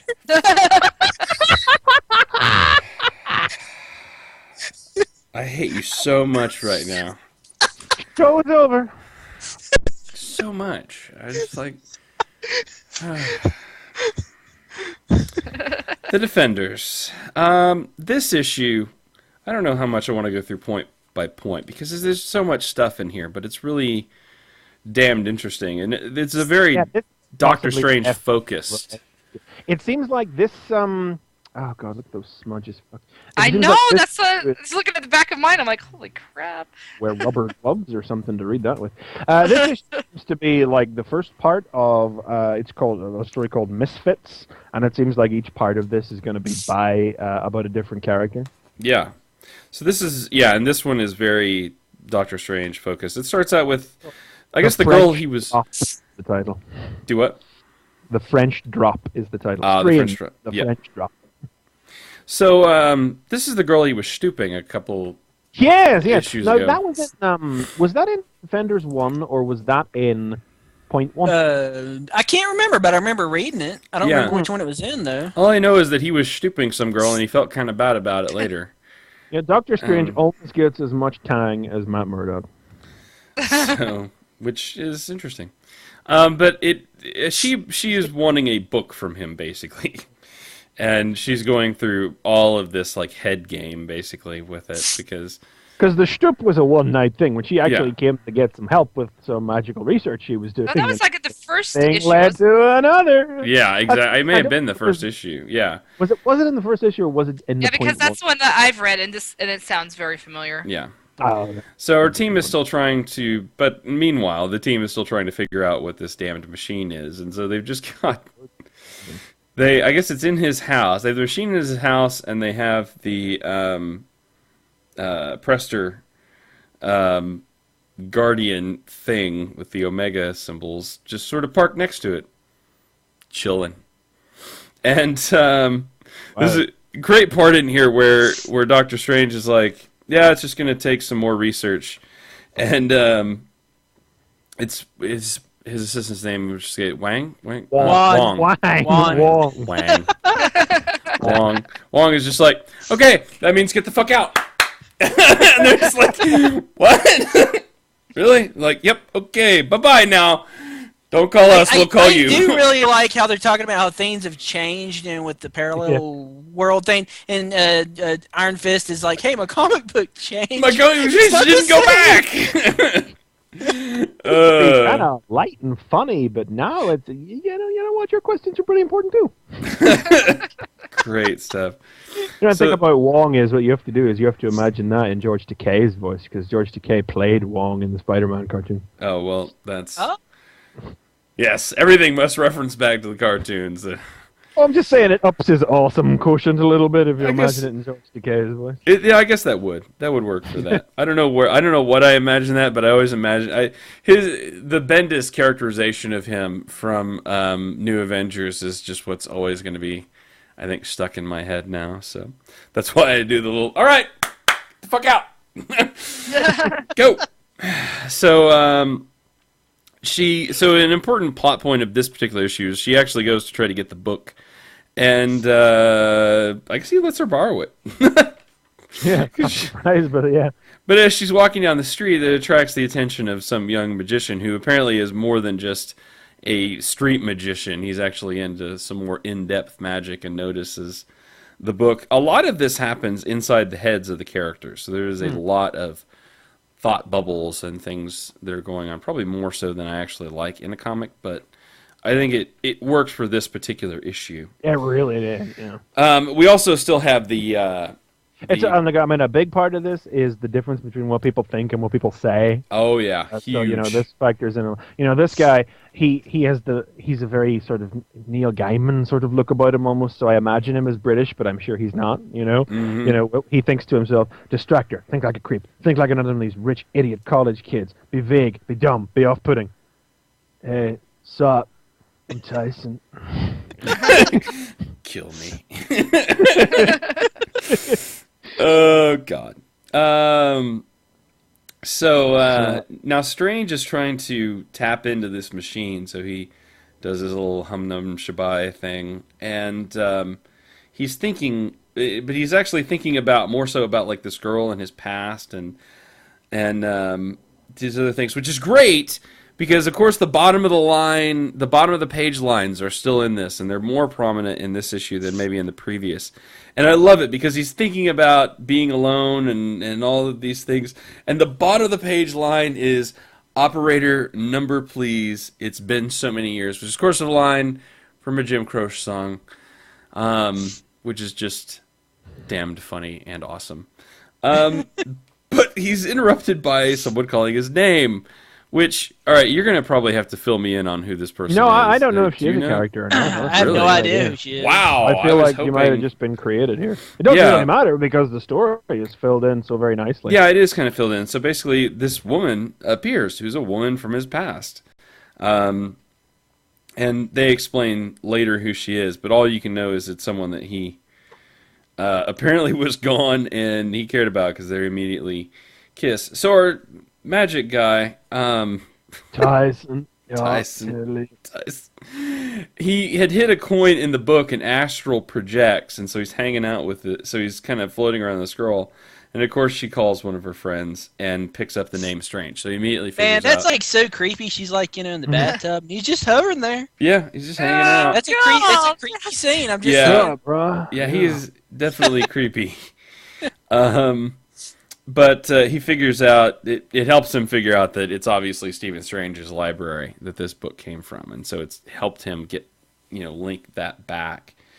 But, so a lot of the, some of the rest of this is him interacting with this woman who's appeared, who apparently was someone that he had an affair with or a relationship with in the past, but she was married and then died. How does he keep them all in line, man? I know, you would think. I don't know. But apparently this is like the one that got away, I guess, for him a little bit. Of course it is. There'd be no story if it wasn't. So, I kind of feel like if he wasn't doing magic, I would think he's Tony Stark for some reason. Yeah, well, yeah, You know? he could totally be in that vein.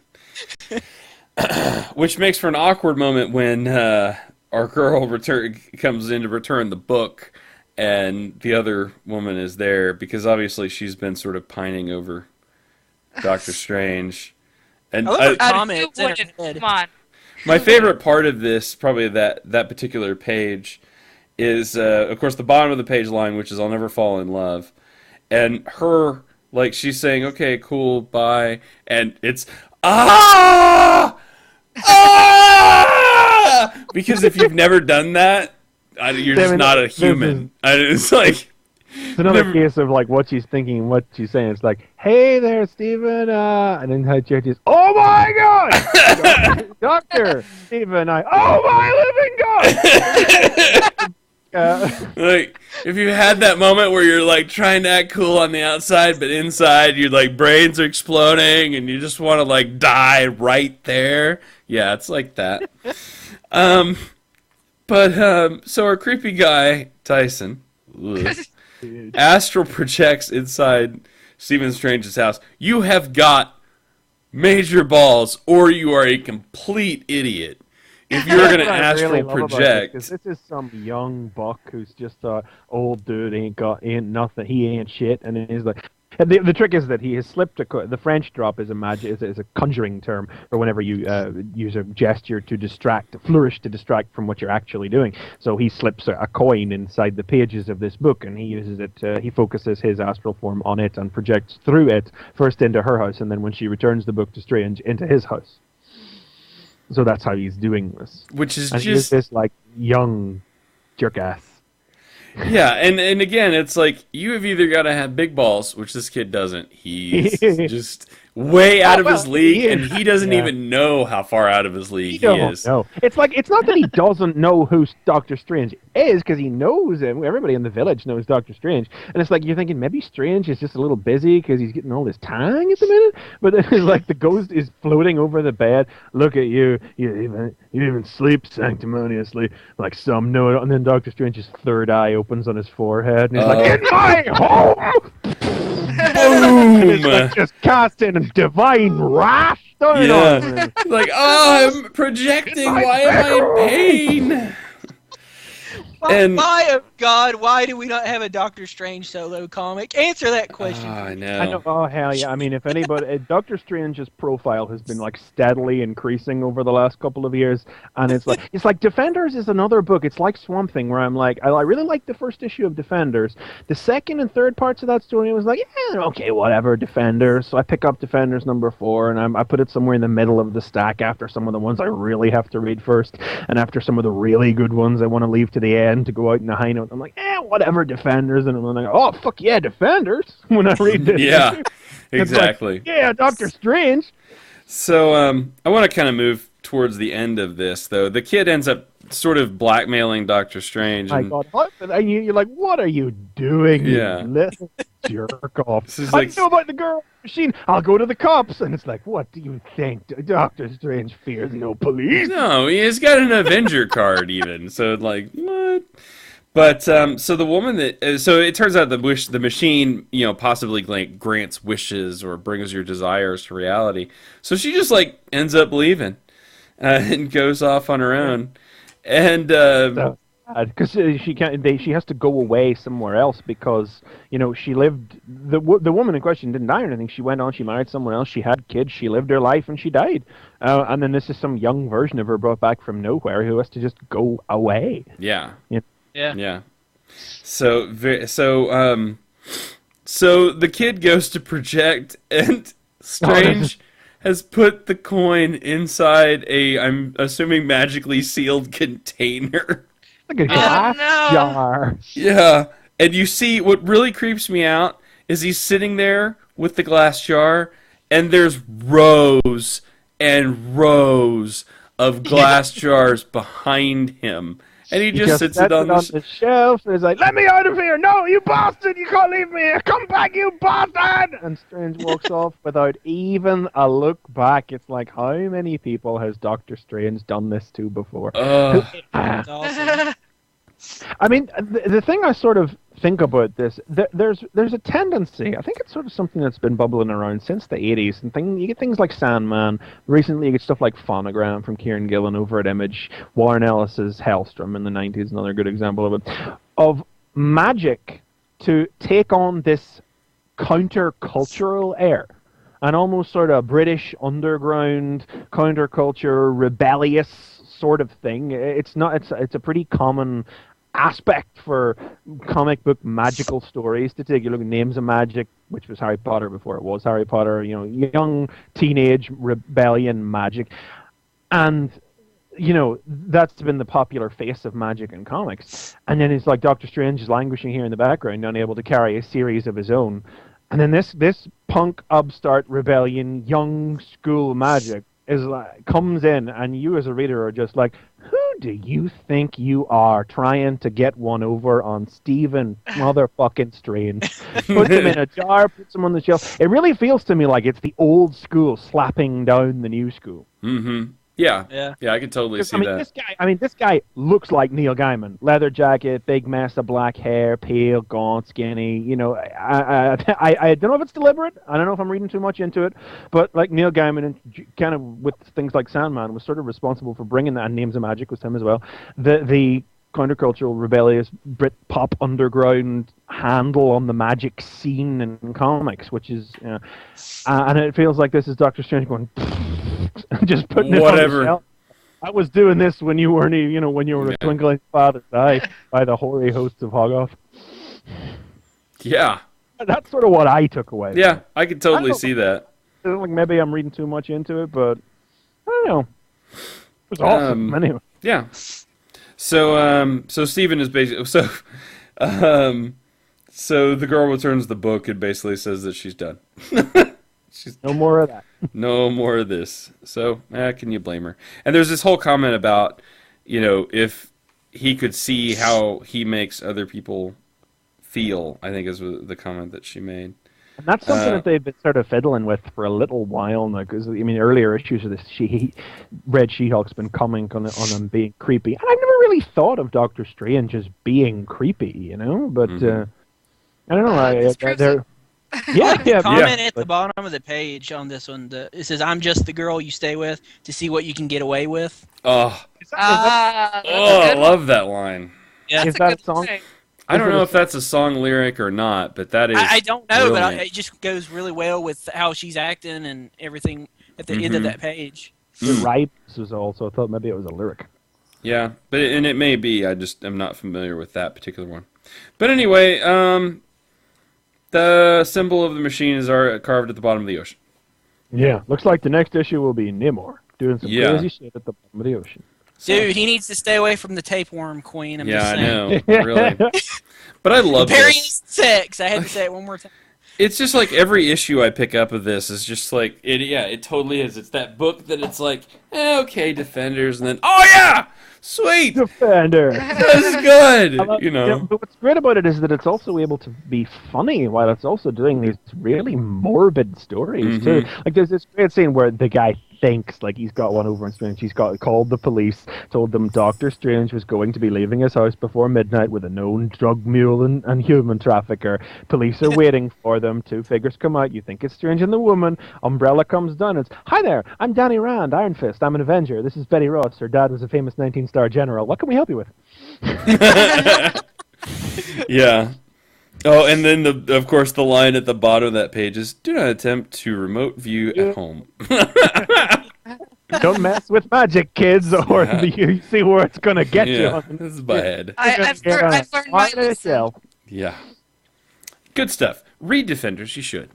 You really should, you know. I mean, I wouldn't have leapt to say you should read Defenders after the last issue, but like if they can keep this up, Matt Fraction seems to have a really, really good handle or a new spin on Doctor Strange. So, I mean, I would have to say Strange is really what I'm reading the book for as well. And interestingly, this issue is, well, maybe not interestingly, just of note, is the fact that this issue isn't done by Terry Dodson on the art. This is Michael Lark doing the art on this one, and such a better fit for this type of story than Dodson ever would have been. Yeah. This wonderful, grimy realness that Lark you probably know well from his Captain America work in recent years. Yeah, that's what I was going to ask. Like, what did he do? Because it looked really familiar. It looked really familiar.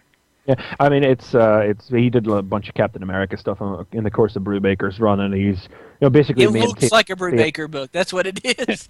Looks like a Brubaker book. Wow. Yeah. Same sort of thing that you'd see Butch Guice and Steve Epting have been doing on Captain America. Is like a book that's maintained a great visual consistency across a larger number of artists, and this is a book that looks like that. So despite being about really fantastical elements, it's really a story about lost loves and the old school and new school, and it's just a really, really great single issue. We got a high candidate for best single issue of the year so far. Here. Oh, yeah. We should mark it down. So we remember earlier. Keep a list going. So, awesome. Cool. Read But Defenders. my list is always different from your guys' list. Yeah. Also of note, and we'll just mention stuff that you probably should read, is, of course, Action Comics was really good this week. Yep. And the end of that Amazing two-part that we talked Spidey. about, Spidey was good. Oh, Amazing Spidey. Was The other good. thing about Amazing Spidey is I love lots of comics, and there are comics that I love more than Amazing Spidey. Not many, mind you, but there is no comic that I read that makes me want to cheer along with the hero as much as Amazing Spidey does. In this issue, they save the crew of a space station that's gone into re-entry and broken up, and you're like, it's just fucking Spider-Man. How does Spider-Man stop a collapsing space station? He can't fly. He doesn't have strength. He's got the Human Torch with him, but the Human Torch isn't going to be able to do anything to stop that. And together, they actually, you're like, you're sitting there wondering, it's like, I know they're going to get out of this. They're the heroes, but I don't know how. Yeah. And you see what they actually put together to save the day. You're like, yeah, no one dies. Yeah, exactly. I just love the interaction between Johnny and Spider-Man. It's great. The last is fantastic. Yeah. And And convinced me to put it on my poll list. yay. I laughed out loud when he spoiled everything that Johnny missed while he was dead, and then he said, "Yeah, they're still at Herschel's farm." Still on the farm. Like, oh my god! That was great. We talked about that. We talked about that last week. I about died when they said that. I'm like, oh yes, yes. And of last note, it is the first of the two-part Avengers Runaways, Avengers Academy Runaways. So probably should check that out as well. That's good stuff. Oh, and if you guys are, oh, sorry. If you guys are Nick Fury fans, go pick up the prelude of Avengers. Interestingly, that one appears to be coming out in a very different format digitally. That seems to be coming out in clumps of 11 pages, broken up into days from the looks of the things. It's 4 issues long. It's going to be 4 issues long, but it seems that it's being released in days, like the prologue first, and then day 1. So it's a prologue, and then 7 days, which together will make 4 paperback issues, 4 paper individual monthly issues, but which seems to be being released digitally in groups of 11 in days on a much faster schedule, because they're like 5 days out of that available digitally now. So that's coming out digitally. Wow. But it is a prologue to the Avengers film, and it shows you how Thor, Iron Man 2, Captain America, and the Hulk are all going to fit together chronologically. Cool. Nice. Awesome. All right, cool. There you go. That's the show. Because I think we ran maybe just a little long, but we're Oh, okay. wait, does Cool. Tiny Titans come out next week or this week after? Because everyone should go pick it up because it's their last Oh issue. no! Don't make it not true. You had to end the show on that for poor Chris McFeely. We were on such a high note. I went to go pick it up because it's good. Yes, it is good, and you should pick it up. I believe it'll be the week after next, or maybe the week Oh, is after it? that. So, It's not next week anyway, at least. yeah. What issue number is it? 50. 50. Okay, I need to keep a lookout for that because I might get that just so we can talk about it. Just in a real quick note, I guess we are rapidly approaching our 100th episode. What number are we on now? This is 93. Oh, damn. I know. So we'll have to do something really Something cool. special. Yeah. Yeah. So awesome. Just We a need to note. like do something special, like Alvis show up. We'll have XV on this show. Yeah. Haha. don't- Very funny. Don't go Ha too ha ha. far. Crazy now. We'll bring XV on the show and just, for something to talk about, and we'll just leave that to the very end of the show and then not even talk about it. That would Just be like fun good for me. old times. So, I mentioned a few things, of course. Check out the website. For us, it's fanboyversus.com. You can also go to tfradio.net for all that cool stuff. If you don't get enough of me on this show and Radio Free Cybertron, I have officially joined the cast of Superhero Time. So, check that out as well, Superhero Time. That comes out on Tuesdays. So, if you just can't get enough of the JD, and how could you? Or not? I don't know. I'm assuming this is probably enough, but, for whatever reason. Anyway, check that out as well. That comes out on Tuesday, so there is that. Chris, you've been doing Underbase as well, somewhat? Yeah, I'm on the Underbase every month, where I am the go-to chap that comes in to talk robots in disguise. So it'll be the end. I think that's more than meets the eyes next week. So it'll be the end of the month before I'm on again. But we're always talking about that every month. That's about all I'm doing at the minute. I don't have much else podcasty going on in the way of things lately. No interviews over at the Moonbase or anything. But, Okay. Very good. And about Nicole has joined the cast of Radio Free Cybertron, so we're very glad to have her on that Yep. show. And she also has her own show, Random Well, Fandom. because they had to have one person on there likes Transformers Prime. Yeah,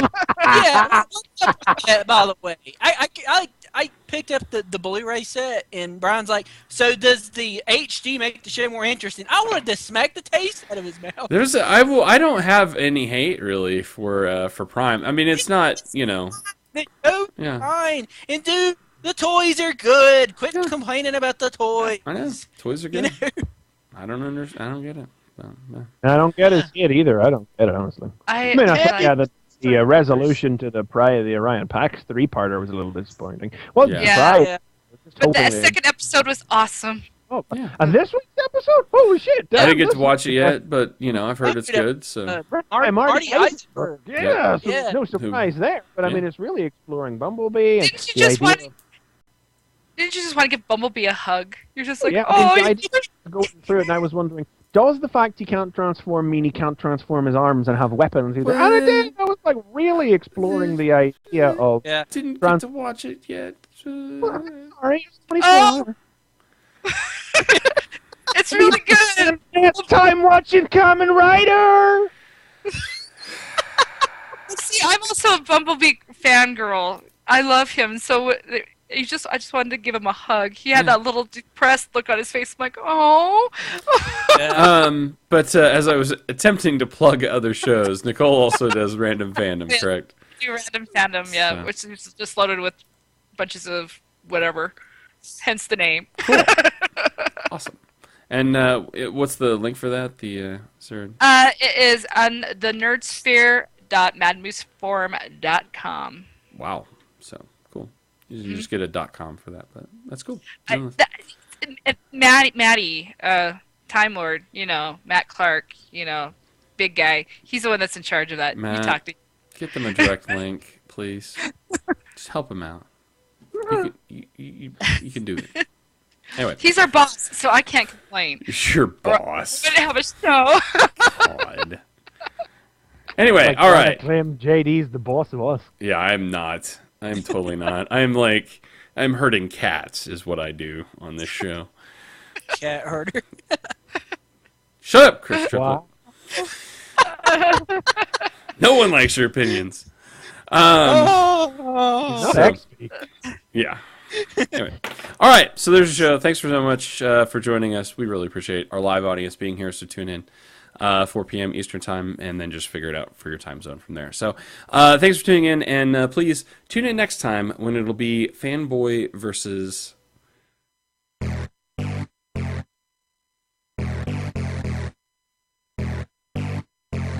This has been Fanboy Versus. Visit us at tfradio.net for show notes and to subscribe to the podcast. Follow us on Twitter at tfradio for news and updates. Like the podcast? Leave us feedback on iTunes. Copyright 2011 Radio Free Cybertron.